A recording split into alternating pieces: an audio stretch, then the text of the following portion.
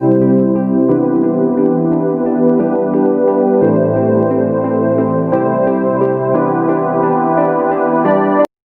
हम नई शिक्षा नीति 2020 में जो बदलाव हुए हैं उसका विश्लेषण कर रहा है।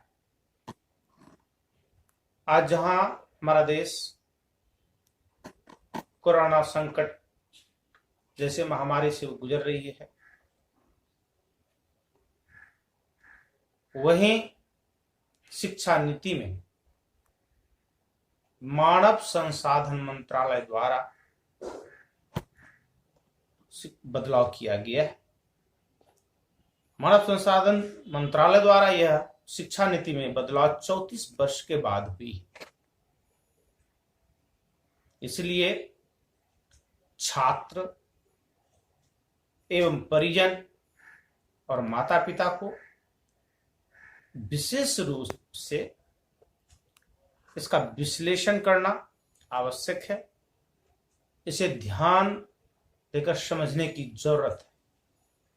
इसका विश्लेषण हम पॉइंट वाइज, स्टेप वाइज किस प्रकार से बदलाव किया गया है उसका विश्लेषण करने जा रहे हैं। ये वीडियो आप लोग पूरा देखेंगे क्योंकि आपके जीवन पद्धति में, शिक्षा पद्धति में क्या बदलाव हुआ है और आपको किस प्रकार से इसके साथ चलना है, आप अपने आप में किस प्रकार से बदलाव करेंगे, इसलिए यह अनिवार्य।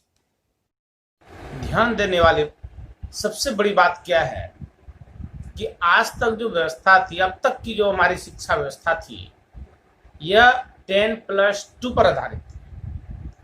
लेकिन अब जो हमारे सामने नई शिक्षा प्रणाली आई है, इसमें 5+3+3+4 की व्यवस्था की गई।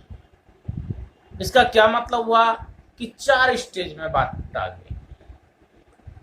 पहला 5 ईयर का,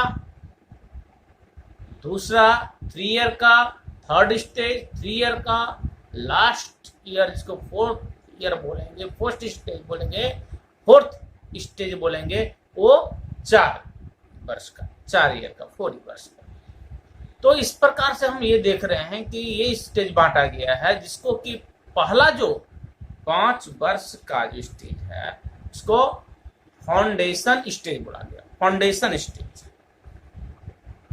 इसमें जो रखा गया है नर्सरी, पहला 3, इसमें भी 2 पार्ट, पहला 3 जो प्री प्राइमरी के लिए और 1 और क्लास 2 के लिए 2 वर्ष। तो पहला जो है प्री प्राइमरी में कौन सा हो गया, नर्सरी, एलकेजी, यूकेजी, 3 रखा गया, बांटा गया है, और 2, 1 और 2, ये 5 वर्ष का हुआ। इसमें फाउंडेशन बच्चों को बेसिक उसको तैयार किया जाएगा। इसमें किताबी बोझ बिल्कुल नहीं के बराबर रहेगा।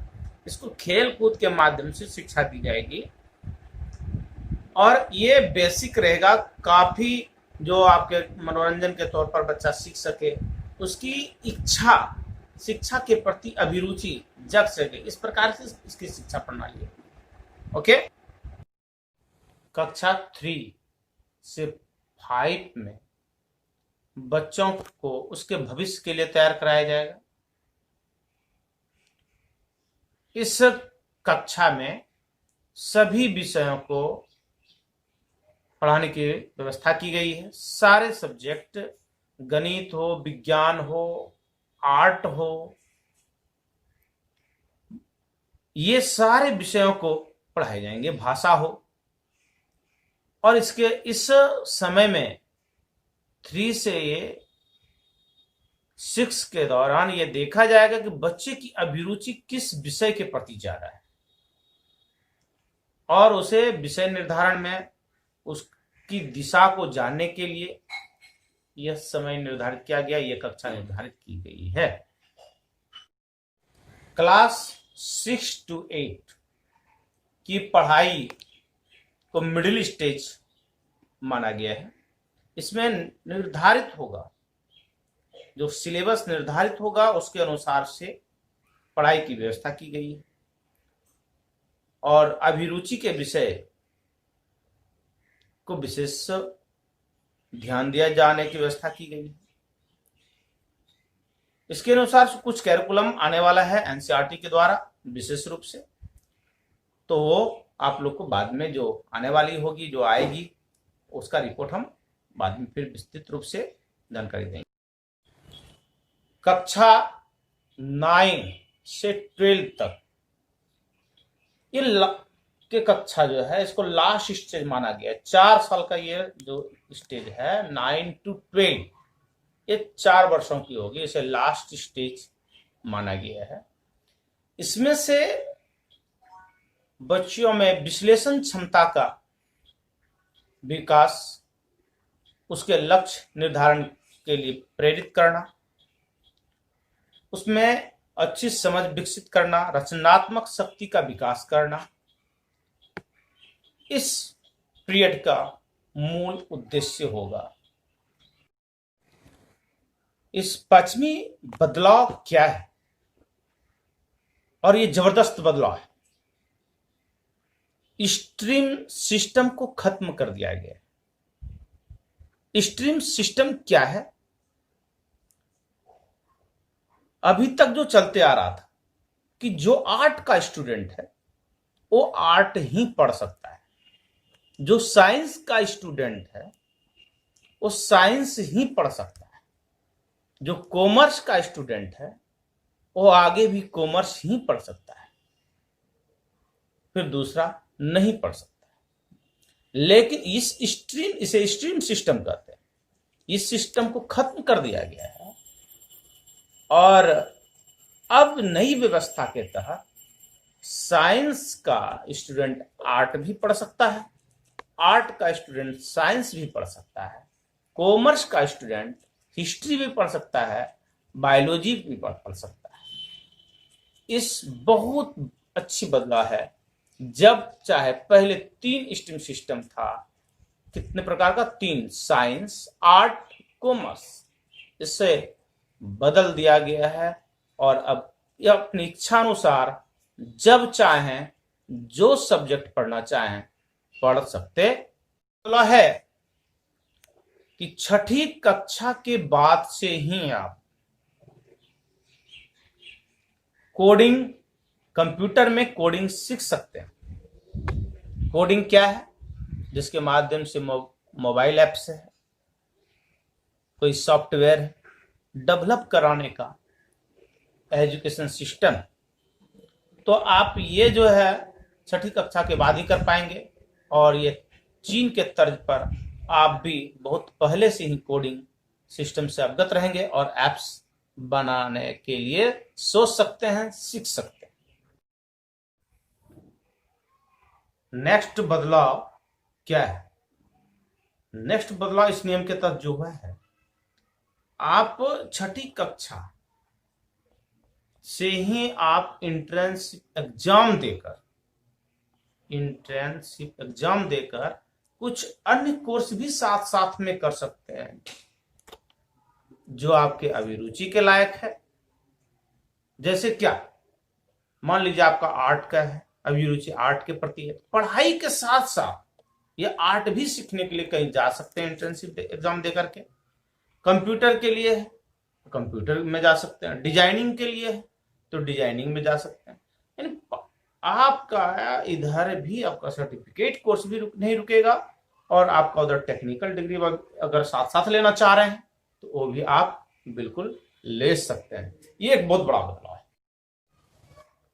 नेक्स्ट जो है और भी बदलाव है, उसको आप लोग जानेंगे। जैसे 9 क्लास से 12 क्लास तक के लिए सेमेस्टर वाइज पढ़ाई की व्यवस्था होगी। सेमेस्टर 6 महीने का होता है, 6 महीने का होगा और यानी कि आपको एक वर्ष में 1 ईयर में 2 सेमेस्टर होगा और दोनों सेमेस्टर में आपका जो अंक होगा उसको एग्रीगेट करके जो तब फाइनल रिजल्ट बनेगा। इस प्रकार से आपको पूरे साल मेहनत करने की आवश्यकता होगी और आप अपने स्टडी को और भी अच्छा बना सकते हैं यदि आप साल भर पूरी तरह से अच्छी तरह से आप मेहनत करते हैं। बोर्ड परीक्षा में, अब देखिए बोर्ड परीक्षा में क्या है कि आप इच्छा अनुसार से कोई भी सब्जेक्ट, कोई भी भाषा में, सॉरी सब्जेक्ट नहीं, भाषा में, किसी भी भाषा में आप एग्जाम दे सकते हैं, आपको फ्री कर दिया गया।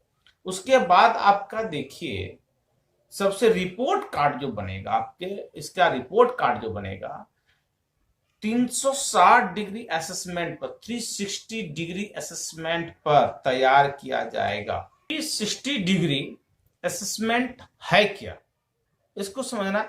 इसमें आपका क्लास टीचर भी मार्क्स देंगे आपके बारे में, अदर एक्टिविटीज के लिए, खेल के लिए भी, क्लास में आपका क्या रेगुलरिटी है, क्या पंक्चुअलिटी है, डिसिप्लिन क्या है, ये हर एक्स्ट्रा एक्टिविटीज के लिए सारे आपके दोस्त आपके बारे में देगा।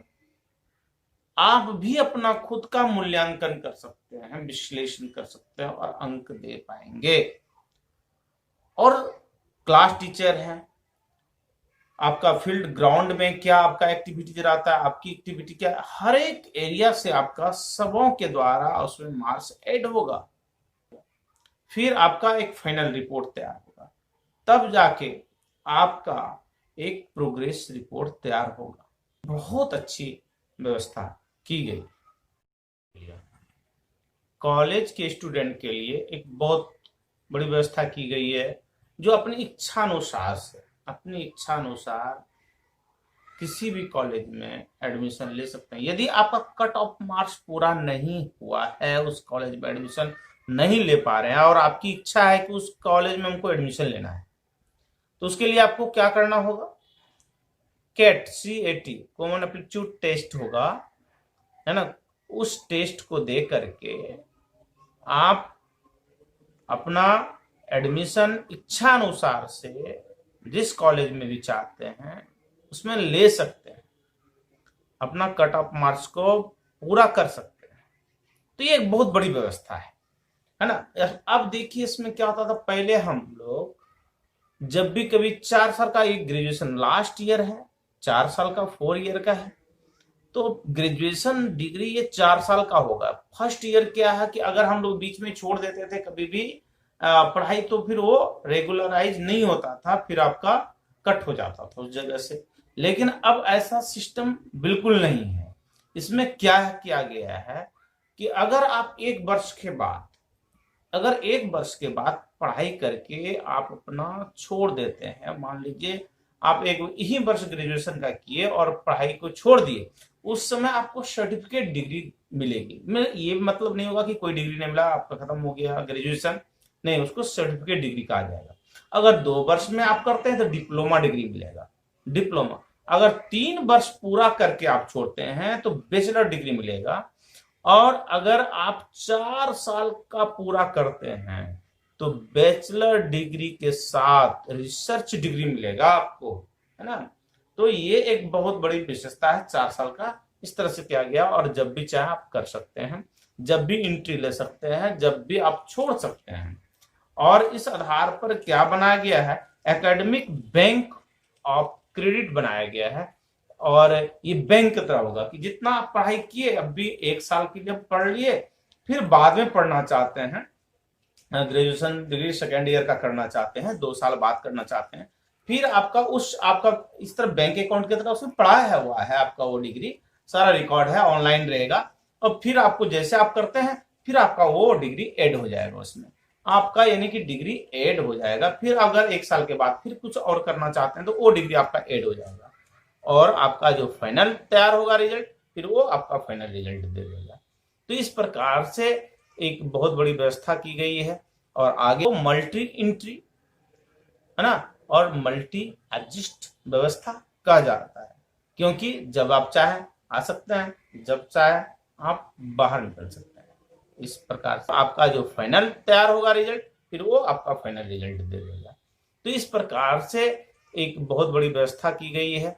और आगे की शिक्षा नीति किस प्रकार से होगी, इसका विश्लेषण क्या होगा, जो आने वाला रिपोर्ट होगा, उस पर हम लोगों को ध्यान देना चाहिए। और फिर हम आपको इससे भी जानकारी देंगे और हम आपसे जुड़े रहेंगे।